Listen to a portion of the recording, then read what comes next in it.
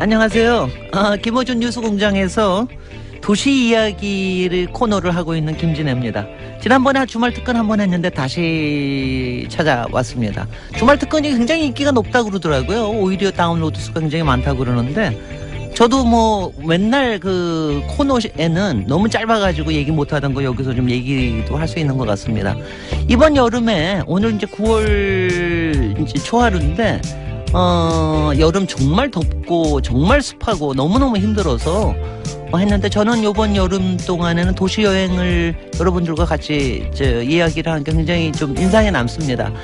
별로 몇 개는 하지 못했죠. 외국 도시 2개, 우리나라 도시 2개를 했지만 굉장히 여러 가지 인상이 남아서 그것도 여러분들하고 같이 얘기를 할 수 있으면 좋겠습니다. 9월 2일 토요일 뉴스공장 주말 특근 이제 지금부터 함께 하시죠.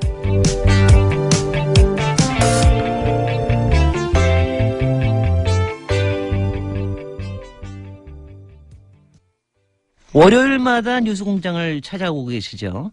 MB 프로젝트 두 번째 시간 직접 들어보시죠. 네, 지난주 주진우 기자 BBK 관련해서 완전히 새로운 단서를 처음으로 공개했는데 근데 아무도 기사를 안 써가지고 그렇습니다. 이 특종을 아무도 안 믿거나 공개한 문서의 숫자가 부족하거나 혹은 주진우가 아주 싫거나 그런 게 아닌가 싶은데 원래는 그래서 이번 주는 다른 주제를 저희가 하려고 했는데 지난주에 공개한 문서의 숫자가 부족한가 싶어서 추가로 140억에 관한 문서를 추가로 공개할까 합니다. 주진우 기자 수에 나와 있습니다. 안녕하십니까, 주진우입니다. 네. 기사를 안 써줘요? 네, 그렇습니다.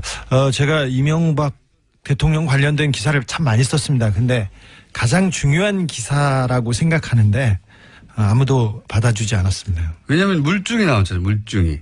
그러니까 다스라는 회사와 청와대 또 주요 관련자들이 주고받은 문서가 나왔는데 140억에 대한 얘기 진짜 오래된 이야기인데 네, 중요한 이야기고 그래서 140억에 관한 문서를 또 들고 왔어요. 네. 추가로. 또 들고 왔고 최근에 근데 기사를 안 써준 지가 꽤 됐어요. 장충기 문자 특종했을 때도 기사가 별로 없더라고요. 네. 처음에는 거의 없었습니다. 최근에 책을 냈는데 기사가 없고.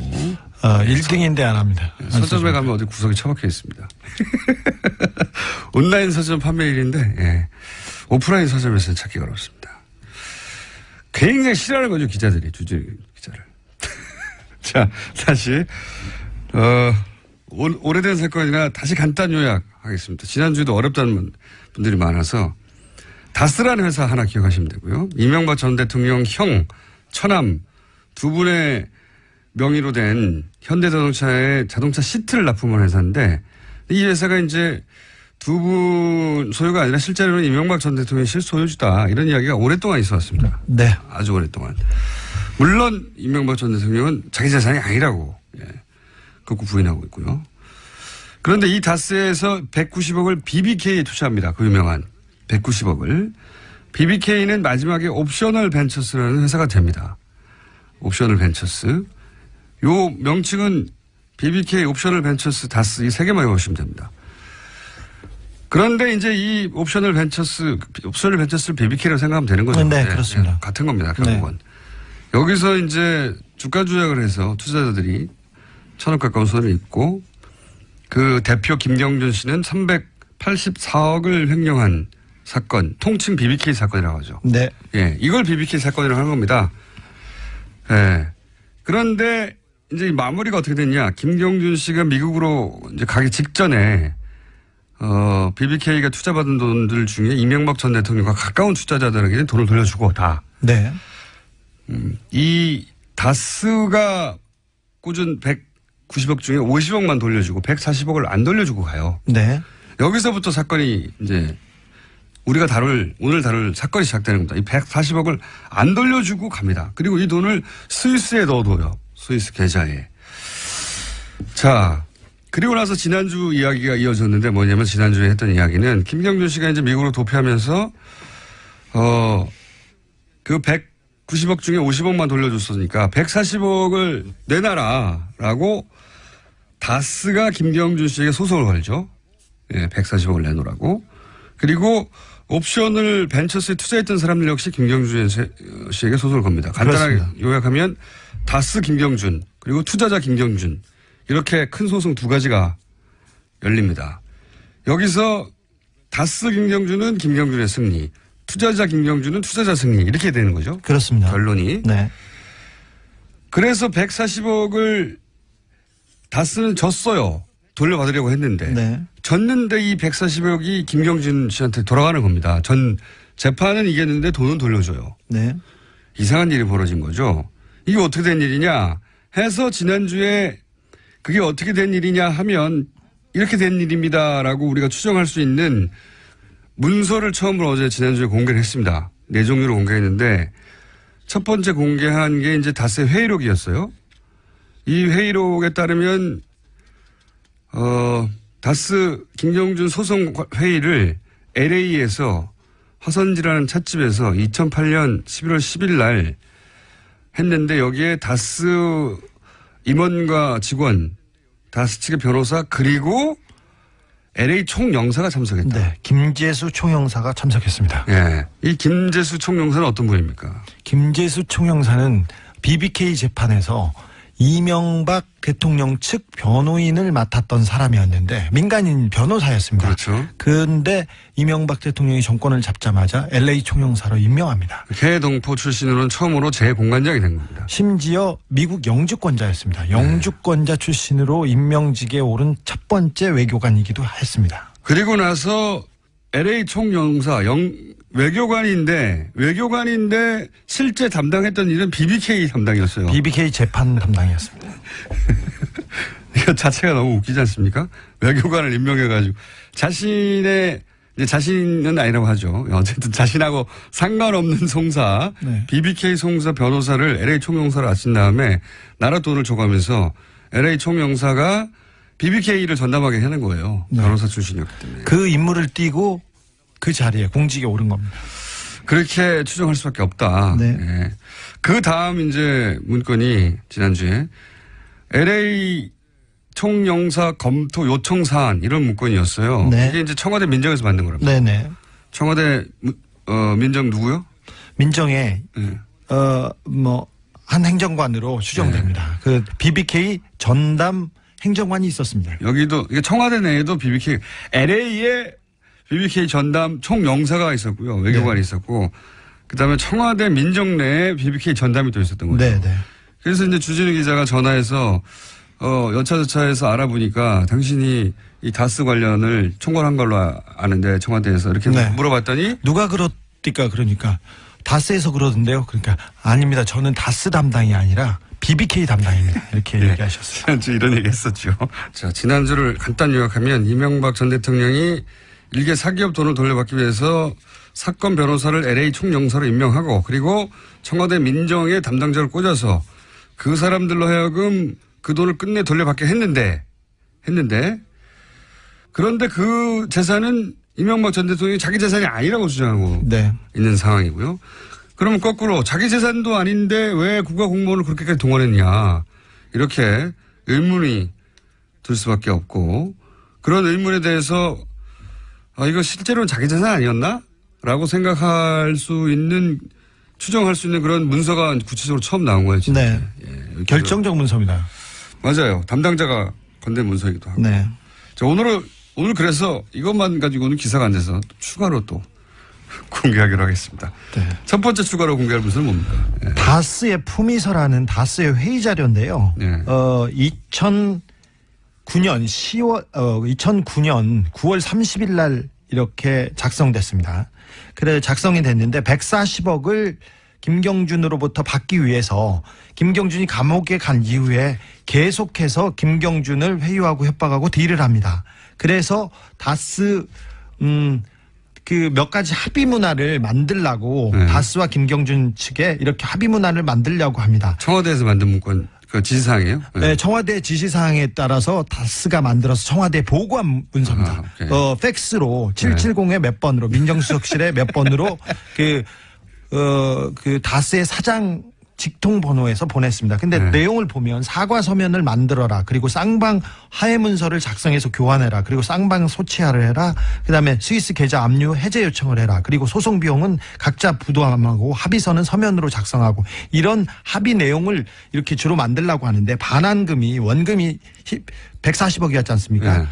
이자 56억 8천만 원을 법정 이자를 꼭 받으라고 해서 이 내용이 들어가 있어요. 그 이명박 대통령 쪽이었겠죠. 네. 그쪽에서 이 품위서에 드러난 내용으로 보자면 140억만 받는 게 아니라 이자를 받아라 56억을. 네.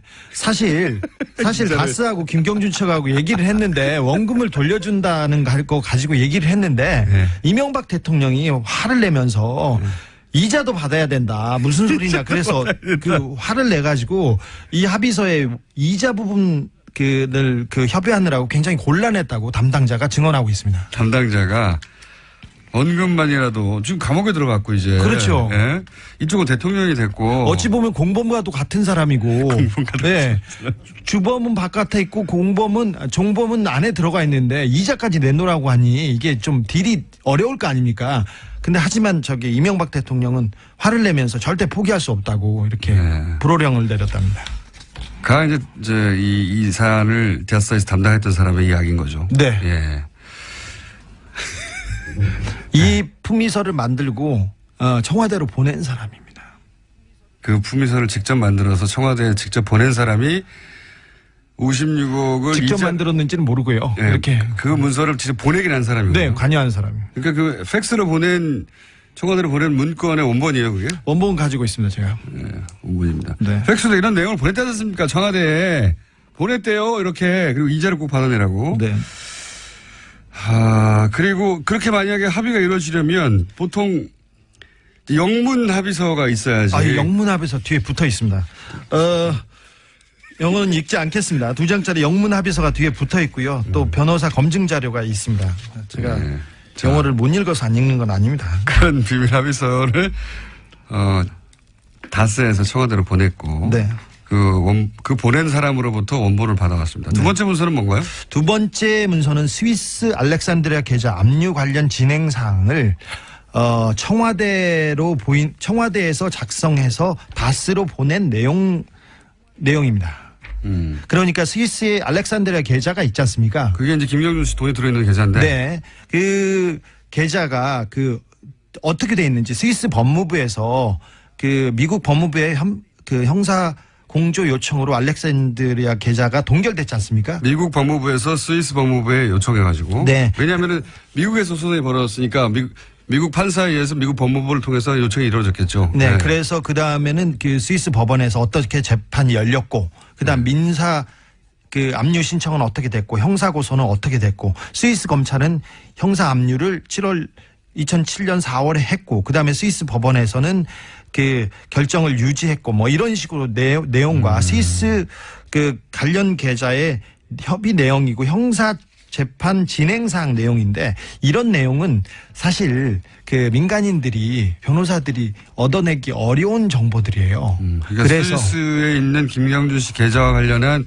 아주 구체적인 네. 진행 사항들을 파악한 내용이다. 네, 그렇습니다. 네. 이걸 누가 작성했고 누가 받은 겁니까? 그것은 청와대 쪽에서 내려보낸 문서입니다. 청와대 민정실에서 작성한 것으로 보이고요. 네. 이것을 다스에 보내서 진행상에 맞춰서 니네들이 재판을 준비하라고 내려보냈습니다. 청와대가 그러니까 청와대 민정에서 다스의 재판 사항을 돕기 위해서 네. 청와대 수준에서 파악할 수 있는 내용들을 파악해가지고 사기업에 내려줬다는 거죠. 그렇죠. 네. 세 번째 문서는 뭡니까? 세 번째 문서는 청와대에서 지시한 내용에 대해서 질문하신 내용에 대한 회신입니다 하면서 다스가 대답을 해가지고 올린 보고 문건인데요. 청와대가 그러니까 다스한테 그 내용 어떻게 됐어 하고 이제 질문을 네. 하면 다스는 이런저런 파악해가지고 올린다는 거죠. 네, 그래서 다스의 이게 서류 이게 도장이 찍혀 있어요. 찍혀 있는데 첫 번째 질문에 답해서 다스에서 자금을 수령한 후에 어떻게 민사소송을 취하게 돼 있습니다. 그러면서 돈은 2011년 2월에 수령하고 해제는 2개월이 지난 2011년 4월 5일에 해제하게 됐는데 왜 그러냐 이게 물어보니까 당시 에리카 김이 국내 체류 및 조사 중인 이유로 김경준 쪽에서 요청해서 이렇게 됐습니다. 두 번째 질문에 대해서는 콜린스 판사가 판결문에 위반했다고 얘기합니다. 뭐 이런 식으로 해서 대답. 하여튼 내용은 디테일은 우리가 뭐 일반인들은 들어서는 잘 모르시니까 네. 한마디로 말해서 이제 청와대에서 다스한테 그거 어떻게 됐어? 네. 알아봐 하고 지시하면 다스는 이런저런 내용을 알아봐서 네. 보고를 하고 보고를 했습니다. 팩스로 번호를. 그렇죠. 다스 수준에서는 알 수 없는 내용은 청와대에서 파악해가지고 내려줬습니다. 내용이 이러이러하니까 여기 맞춰서 해. 네. 지시하고 네. 그리고 다스는 또 그러면 우리는 이렇게 하겠습니다라고 품위를 올려서 보고를 하면 네. 야 그 돈은 이제 받아. 응? 이자까지 받아와. 네. 이런 지시를 하고 그러면 네. 담당자는 아니 감옥 가 있는 사람한테 어떻게 이자까지 56억을 받았냐고 어디서. 그럼 혼나고. 그럼 혼나고. 네. 이런 내용입니다. 네. 분명하잖아요. 이걸 혼내고 그 안에서 판단할 수 있는 사람은 한 사람밖에 없습니다. 한 사람밖에 없는데 시간이 다 됐어요. 네. 3부에 다시 뵙겠습니다.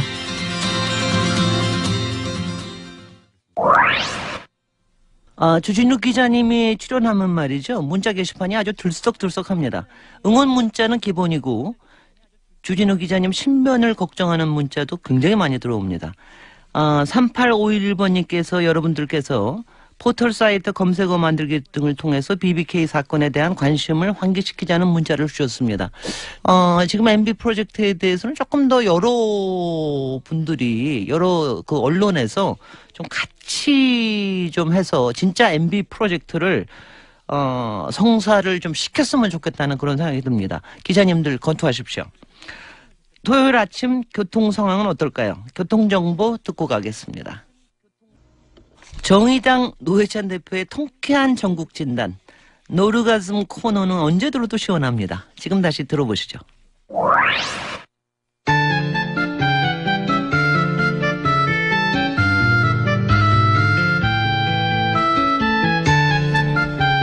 자, 가장 많은 문자가 오는 시간입니다. 노르가즘 정의당 노회찬 원내대표 나오셨습니다. 안녕하십니까? 네, 안녕하십니까? 예.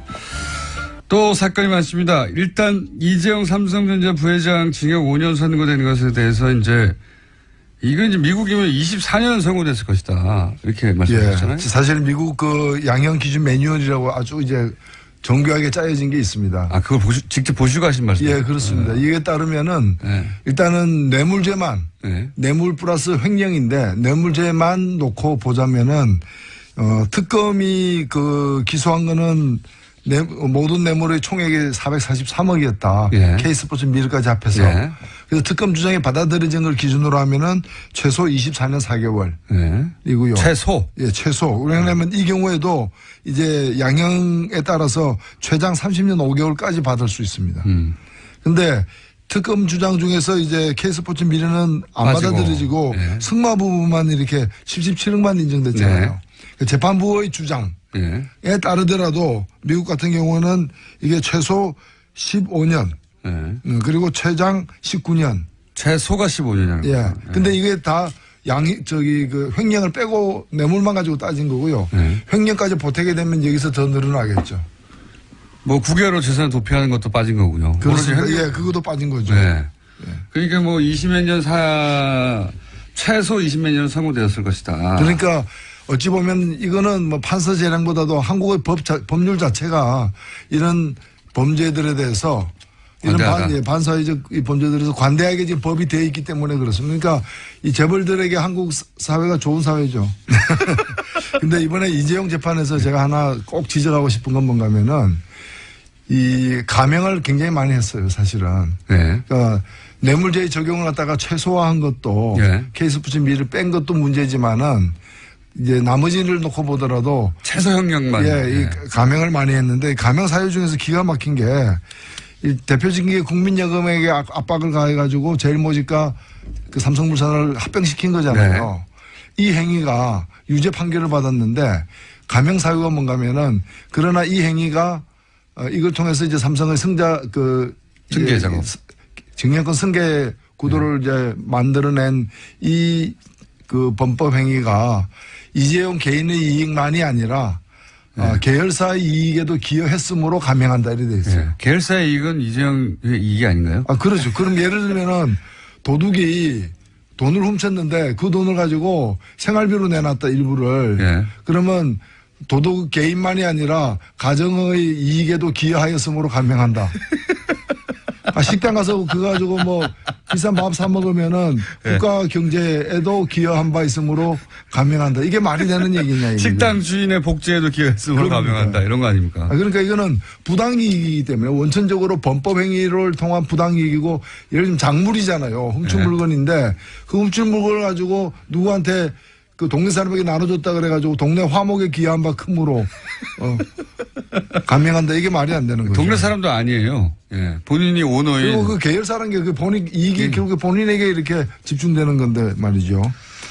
자, 그 대목에 대한 지적 굉장히 많은데 또 하셨고 이렇게 되면 이재용 부회장에게는 물론 뭐 이재용 부회장에게 너무 과한 징역이 선고됐다고 하는 측도 있긴 합니다만 이재용 부회장이 말씀하신 대로 그렇게 많이 감형을 받았다면 반면에 어쨌든 뇌물죄는 적용이 됐기 때문에 박근혜 전 대통령 재판에는 아주 불리하게 작용할 수 있다. 이렇게들 얘기해요. 그렇습니다. 네. 제가 볼 때 2심에 어떻게 될 것이냐가 관심들이 많은데 이 뇌물죄가 무너지지 않는 한 네. 일단 뇌물죄가 유지되는 한 더 이상 감형되기 힘들다라고 보는 거죠. 박근혜 전 대통령은 못해도 10년 이상이 나오게 되는 거죠. 이렇게 되면. 그렇죠. 제대로 된 재판을 한다면은. 예. 그래서 오늘 얘기 나눈 이정렬 전 판사는 박근혜 전 대통령의 전략을 바꿔서 이제는 이재용 부회장이 불리한 진술을 할 수도 있다.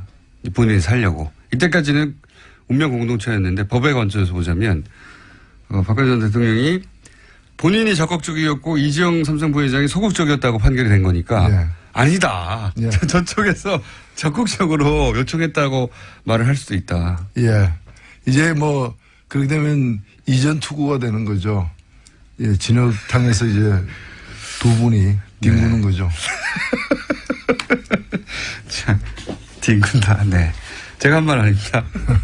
자, 다음은 안철수 전 대표가 일각에서는 일자 통과 못하는 거 아니냐. 예. 그 결선 투표까지 가는 거 아니냐고 했는데, 턱걸이로 51%로 예. 넘어갔습니다. 넘어가서 결선 없이 당선이 됐는데, 이거 어떻게 해석하십니까? 51%. 예, 뭐 선거란 것은 어쨌든 한 표라도 이기면은 그렇죠. 예, 승자가 되는 것이고 룰에 의한 것이니까 큰일 날 뻔한 거죠. 어찌 보면은 큰일 날 뻔했죠. 조금 못 얻었으면 결선으로 가는 네. 거고 결선 갔으면은 이번 그 표 결과 득표 결과를 보니까 결선 갔으면은 이기기 힘들었던 그렇죠. 경우니까. 51%가 아니라 49%였으면 51%가 다른 쪽으로 갔다는 예. 얘기가 되는 거니까. 근데 여하튼 이겼으니까 예. 뭐 이긴 데에는 그냥 넘어가는 거죠. 지방선거가 이제 그 가장 큰, 통과해야 될, 지금 1차 목표이기 때문에 그래서 더 그렇겠지만 자유한국당과 국민의당과 바른정당이 이렇게 저렇게 합친다. 뭐 각자 백가정명이에요. 각자 아이디어들이. 그런 가운데 그 홍준표 대표하고 안철수 대표도 대표로 처음으로 만났죠. 후보 대 후보로 만나다가. 예. 굉장히 재밌는 장면이었는데. 논평하실 부분 없습니까? 이제 뭐 다 같이 야당이 된 거죠. 예. 야당이 됐기 때문에 한때는 경쟁 관계였지만 이제는 또 동병상련의 어떤 그런 뭐 관계도 있을 수 있는 근데 거죠. 워낙 토론의 자리에서 두 양반이 각을 크게 세웠고 뭐 서로 쳐다보지 않는다고 하고 뭐 왜 안 쳐다보냐고 하고 이렇게 계속 티격태격 했지 않습니까? 예. 근데 국회의원 일반 국민들 입장에서는 야 그렇게까지 하다가 또 화기애애하게 서로 끌어안으니까 그리고 이분들은 일반 국민이 아니잖아요. 특수 국민이죠. 정치인인데 예, 얼마든지 이거는 상황에 따라서 이제 적응을 굉장히 빠르게 잘 하는 분들이니까요. 지금은 뭐 사안별로 연대해야 될 어떤 그런 보수 야당의 어떤 그런 대표자들이죠. 전망은 어떻게 하세요? 이렇게 돼서 이제 어쨌든 합종 연행하려고 여러 가지 구상들이 나오지 않습니까? 뭐 친문 친박 제외하고 다 모여라 하는 그런 시나리오 하고 맥이 통하는 시나리오도 나오고 안 된다. 바른정당 중심으로 국민의당과 붙어야 된다는 주장도 나오고 아니다. 자유한국당에서 일부 나오고 바른정당, 국민의당, 안철수계 합쳐서 또 새로운 당을 만들어야 된다는 도 나오고 막 다양하게 나와요. 예, 그만큼 이제 기반이 불안정하고 지형 자체도 이렇게 이제 불안정하다는 뜻인데 제가 볼 땐 그 사실 이 일이 처음이 아니지 않습니까? 예, 이런 시도 오랫동안 이번 대선 이전에도 뭐 헌법 개정이라거나 임기 단축이라거나 뭐 이런 여러 가지를 가지고서 예. 또는 이제 제3지대라고 예, 그러죠. 그 제3지대라는 그 사실 미명하에 그 뭐 이렇게 혼자서 뭐 되기 어려운 분들이 다 모이자. 혼자서 되기 어려운 분들. 그 결론은 뭔가 하면 되는 일이 없다거든요. 예. 저는 이번에도 그 같은 결론이 나올 거로 보여죠. 그 세 당이 합쳐지는 거는 그렇게 쉬운 거의 성사되기 힘든 일이 아닌가. 시나리오는 많지만 어려울 것이다. 예, 세 당이 온전히 합쳐지는 일은 없다고 저는 보고요. 당은 그대로 있고 후보만 뭐랄까요 서로 조율해서 내는 경우는 어떻습니까? 예를 들어서 자유한국당이 강한 후보를 가지고 있는데 당신은 그럼 서울에 나가시고 그러면 나머지 두 당은 서울에는 안 낼게 뭐 이런 식으로. 그게 굉장히 복잡한 게 사실은 이 수학을 해야 되는. 네. 근데 그 합의가 이루어지기가 그렇게 쉽지는 않을 거라고 저는 보여집니다. 다 어렵다고 보시는군요. 예. 해보신 경험에 의하면 과거에. 예. 아니 그러면은 서울에 자유한국당 나가고 예. 그럼 경기도는 이제 바른당 나가고 어차피 예, 뭐. 지사가 있으니까. 예, 그런 식으로. 예, 그러면 부산에 그럼 국민의당 나간다는 얘기는 국민의당 입장에서는 아무것도 하지 말라는 얘기 같은 합의죠. 그래서 국민의당의 안철수 대표가 나가야 된다고 박지원 전 대표가 주장하는 것 같기도 하고요. 그렇게 서로 역할 분담을 하기 위해서. 예. 그게 가능하겠습니까? 그거는 거의 뭐 괌 포위사기 가는 게 아니라 괌 한복판에 핵폭탄 터뜨리는 것으로 받아들여질 텐데. 가능하기 어려울 것이다. 예, 이거 예전에 사실은 지금의 민주당이 야당 시절에 정의당이나 진보정당과 그 야당 후보 단일화 뭐 이런 노력 일환으로 많이 시도했다가 그렇게 성공적이지 않았던 과거가 있죠. 예, 뭐 그때하고 좀 경우의 차이는 있다고 보여지는데, 예를 들면 합당 같은 것도 잘 안 되지 않습니까? 그게 쉬운 일이 아니지 않습니까? 물론 지금 유일하게 가능성이 있는 것이 자유한국당과 바른정당의 예. 어떤 특정한 어떤 뭐 박근혜 전 대통령 제거라거나 여러 가지 특정한 어떤 상황이 창출되게 될 때 그 중에 또 일부 내지 다수가 흔들리거나 하는 상황은 올 수 있으리라 보여지는데 그 이외에 이 세 당이 함께 움직이는 지형의 변화는 다들 이제 자기중심적으로 생각하고 네. 자기들이 다른 당은 나아지지 않겠지만 우리는 앞으로 남은 기간 동안 나아질 수 있다. 뭐 이런 생각들을 다들 하고 있는 상황이어서 나아질 가능성이 없다는 게 확인되는 시점까지는 별로 안 움직일 것 같고 그 움직이는 시점은 다음 총선 직전 정도가 되지 않을까 싶기 때문에 3년 정도 남았다. 예. 말하자면. 예. 남았기 때문에 그렇잖아요. 다시 도전해보고 싶은 생각들이 이제 다시 있는 거죠. 어렵다는 게 전망이십니다. 자, 법사에 계시니까 또 이 질문을 드려야 되겠는데 이유정 헌법재판관 후보자에 대해서 보고서 채택이 안 됐습니다. 일단 이유정 후보자는 어떻게 평가하십니까?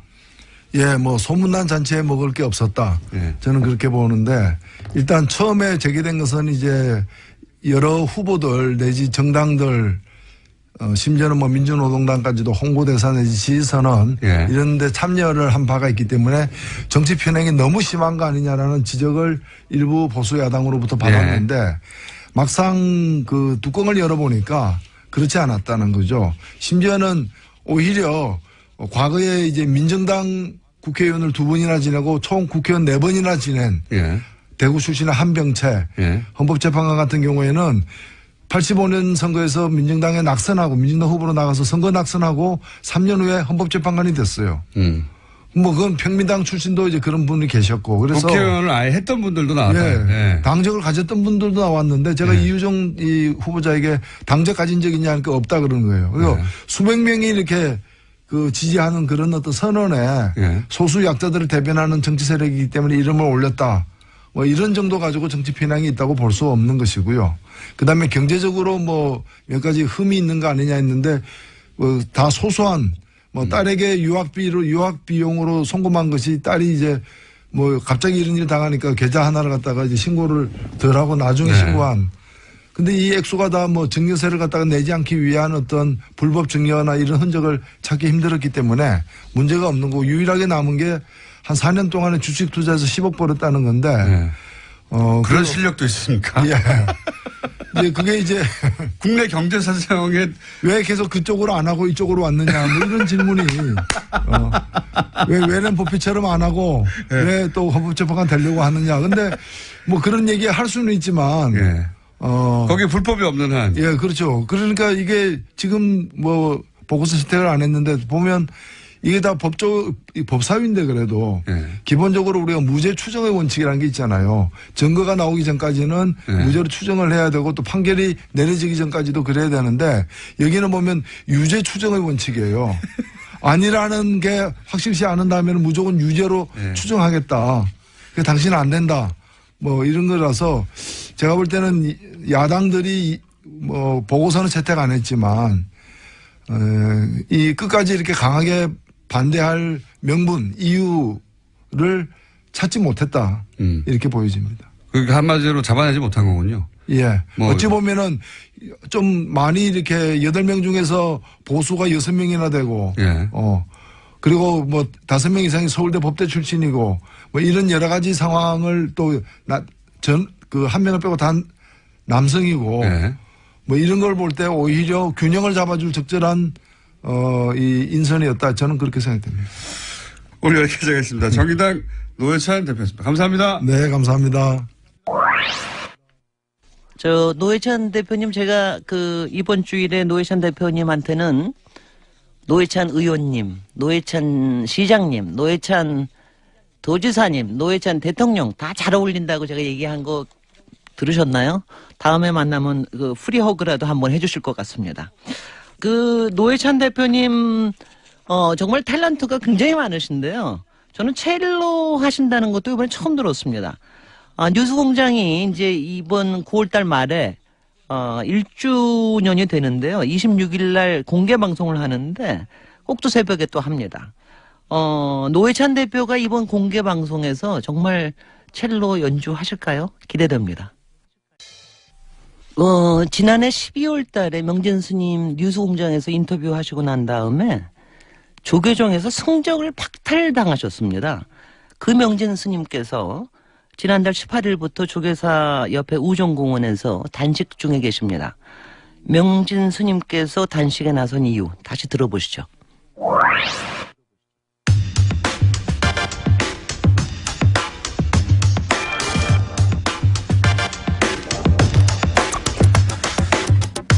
작년 뉴스공장과 인터뷰를 한 이유로 조계종으로부터 승적 박탈 처분을 받았다. 네, 그런 분이 계십니다. 명진 스님, 지금 무기한 단식 중이시죠? 예. 전화로 만나보겠습니다. 안녕하세요, 스님. 안녕하지 못합니다. 지금 단식을 지금 며칠째 하고 계십니까? 오늘 11일째예요. 11일째. 목소리가 완전 생생하신데 11일. 다 도력이죠. 도력? 네. 도력, 예. 지금 우정 총국 마당에서 단식 중이신데 네. 단식을 왜 하시는 건지 그리고 단식 장소로 왜 우정 총국을 택하신 건지 좀 설명해 주십시오. 이 장소가 적광 스님이라는 어린 스님을 조계종의 자승의 묵인 방조 교사에 의해서 조계종 청사로 끌고 가서 무차별 폭력을 가한 데입니다. 빨개 벗겨놓고. 적광 스님이라고 하는 분을 폭행한 장소예요?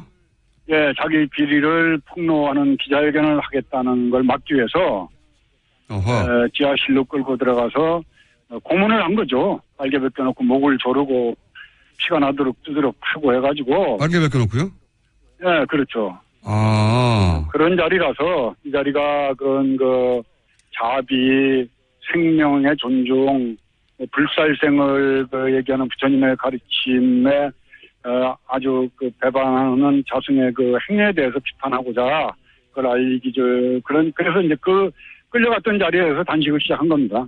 적광수님의 주장은 그러니까 본인이 강제로 환송을 당했다, 폭력을 당하고. 그렇죠. 그럼 당시 적광수님이 주장하고자 했던 내용은 뭡니까? 이제 자승의 도박, 성매수 여러 가지 비리들을 폭로하려고 그랬던 거죠. 그런 내용, 그 내용이 사실 여부는 여기서 따질 일은 아니긴 한데, 네. 그런 내용에 의혹이 있다고 적광스님이 기자회견을 하려고 하는 게 자정스님 측으로부터 제지를 당하고 그리고 폭행을 당했고 그때 네. 환송한다는 데 도장을 찍고 네. 그런 일이 있었던 장소이기 때문에 지금 그렇죠. 네. 네. 그럼 네. 지금 적광스님은 정신병원에 입원했다가 정신병원이요? 이제 그게 4년 전 일인데 정신병원에 입원해 있다가 이제 얼마 전에 퇴원해서 통원 치료를 받고 있고 지금도 정신질환을 앓고 있는 거죠. 그 맞은 후유증으로. 알겠습니다. 그리고 스님이 승적을 박탈당하신 이유는 뭡니까? 남 얘기하지 마시고요. 이제 자승의 그건 우리 김총수께서 너무 잘 아시잖아요. 자승에 대한 무차별 비판이 이제 본인의 심기를 거슬렸는데. 작년 12월에 하신 인터뷰, 예. 네, 그렇죠. 예. 자, 그러면은 지금 단식 투쟁을 하시는 이유는 특별히 그 장소를 택해서 하시는 이유는 이제 적광스님에 대해서 진실을 밝혀야 한다는 것과 그리고 본인에 대한 승적 박탈 처분이 부당하다는 것을 지금 말씀하시는 거죠? 또 제가 이명박 시대 그 강남 한복판에서 공문사. 이명박 정권에 대해서 날솜 비판을 했지 않습니까? 네네네. 네, 근데 그때 저를 사찰을 했겠어요, 안 했겠어요? 했겠습니다. 안 했으면은 원세훈이 직무유기를 한 거라고 생각을 합니다. 근데 사찰을 한 내용이 아마 일정한 부분은 확인이 된 걸로 알고 있습니다. 국정원 적폐청산 TF에서 이제 봉은사 퇴출에 국정원이 개입을 했다. 네. 자세한 내용은 아니지만은, 네. 저를 사찰했다는 그런 근거들이, 정황들이 있는 걸로 저는 얘기를 들었어요. 제가 아는 바로는 MB 정권의 고인사, 언론사 간부 등의 증언에 따르면은 네. 국정원이 봉은사에서 스님을 퇴출시키기 위해서 전단팀을 운영했고 그리고 정기적으로 보고서를 작성했다. 이런 일들이 추정되고 있다. 이런 이야기가 좀 나오고 있습니다. 예. 예. 그러니까 그걸 빨리 좀 조사를 해달라고 촉구하는 것도 그 의미에 지금 단식의 의미에 많이 들어가 있는 거죠. 알겠습니다. 자, 네. 그리고 또 있습니까? 이 단식에서 세상에 알리고 싶은 부분이? 일단은 이명박근혜 시대를 저는 평가하기를 욕망의 시대에서 무치의 시대, 부끄러움이 없는 시대. 잘못이 있으면 부끄러워해야 되는데 예. 온갖 악행을 저지르고 범죄 행위를 저지르고도 뻔뻔한 거, 부끄러움을 모르는 거. 이게 이명박근혜 시대를 상징하는 키워드라고 저는 생각을 해요. 네네. 네, 조계종도 역시 마찬가지입니다. 부인을 감춰놓고 돈을 모으고 폭력을 행사하고 또 가진 악행을 저지르고도 부끄러워할 줄 모르는 그 집단이 돼버렸어요. 그래서 저는 그 조계종의 이 개혁이 더 나아가서 기독교계나 천주교 쪽에도 물론 여러 가지 문제점들이 있으리라고 판단이 됩니다. 그 종교가 세상을 걱정해야 되는데 세상이 종교를 걱정하는 이 시대가 마감이 되고 종교가 세상 사람들에게 위안이 되고 의지가 되고 위로가 되는 쉼터가 되는 그런 세상이 되기를 바라는 마음으로 단식을 하고 있습니다. 알겠습니다. 종교가 세상을 걱정해야 되는데 세상이 종교를 걱정한다. 네. 한마디로 요약을 해주셨는데 그렇게 하는 이유 중에 하나가 여러 가지가 있겠습니다만 종교하고 정치가 분리되어 있는데 분리되어야 한다고 헌법에 명시돼 있죠. 그런데 이게 제대로 지켜지지 않는다. 그런 말씀이지 그렇죠. 않습니까? 그러니까 정치가 종교에 개입하는 게 아니라 종교가 정치에 갖다 붙는다 이렇게 봐야 됩니까? 어떻게 해석해야 되죠? 정치권에서는 적당하게 예산 문제로 종교계에 지원을 해주고 종교계는 표로서 거기에 보답을 하면서 상호 보완 역할을 하면서 같이 타락하고 부패하는 거죠. 다른 종교는 그렇다고 치고 예를 들어서 지금 문제 삼고 계시는 조계종에서 뭐랄까요 정치권에 도움을 주고 한 사례들이 있습니까? 지난번 그 대선 때도 자승 원장이 네. 아마 뭐 안철수 캠프에도 또 문재인 그 후보 캠프에도 다 사람들을 넣고 여러 가지로 정치적 작업을 하면서 도와준다라고 이렇게 약속을 한 걸로 제가 확인을 하고 있습니다. 지난 대선 때는 그럼 어떻습니까? 지지난 대선이나 뭐 2007년이나 뭐 2000. 뭐 그때도 마찬가지죠. 이명박 그 2007년 대선 때는 자승 본인이 747 불교 지원단 상임 고문을 맡아서 747 불교 지원단 이상득을 데리고 다니면서 전국적으로 선거운동을 했어요. 이상득 의원과 함께요? 그렇죠. 저한테도 봉은사를 찾아와서 이명박 후보가 봉은사 신도들에게 이렇게 인사를 하고 말을 하게 해달라고 그래서 아니 서망교회에 그 불교 신도가 가서 대통령 나왔다고 인사를 하자고 그러면 허락해 주겠느냐. 그거는 내가 허락할 수가 없다. 그리고 종교와 정치는 분리가 돼야지 되는데 그런 짓 하면 안 된다라고 이상득 의원과 자승을 놓고 내가 따끔하게 훈계를 해서 돌려보냈죠. 그게 이제 봉은사 퇴출 원인의 시발점이 됩니다. 그리고 그런 얘기도 있더라고요. 자승 원장 측에 그 가까운 분이 청와대 행정관으로 들어갔다. 맞습니까?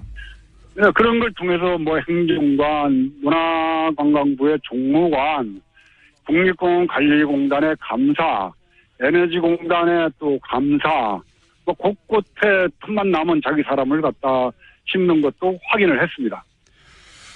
그랬었군요. 그래서 이제 그것까지 포함해서 종교는 종교로 돌아가자고 주장하시는 거고. 그런데 지금 단식하시는 장소 인근에 맞불 천막이 있다면서 이건 무슨 일입니까? 네. 그 단식하는 바로 앞에다가 천막을 쳐놓고 제가 많이 보이는 거기에서 빵도 먹고 뭘 먹어가면서 저를 이렇게 약을 올리는 것 같아요. 그 맞불 천막은 스님과 반대되는 의견을 가지신 스님들이 또 단식을 하는 게 아니라 거기서는 밥을 먹어요? 네, 거기서 먹어가면서 저를 보고 싱글싱글 웃고 그래서 어제는 그쪽에 가가지고 제가 짜장면 시켜줄까 그러고 왔습니다. 짜장면이 제일 먹고 싶거든, 단식하면은. 아니, 열 하루 되셨는데 이렇게 생생하십니까? 그거 다 도력이죠, 뭐. 도력. 지금 계획은 얼마나 하실 예정이십니까?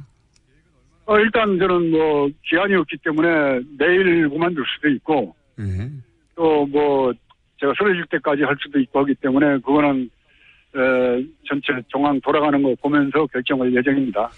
이렇게 이제 단식을 하시고 시간 좀 지나면 스님이 주장하시는 바에 공감하는 분들이 동조 단식도 하고 그런 일도 벌어지지 않습니까?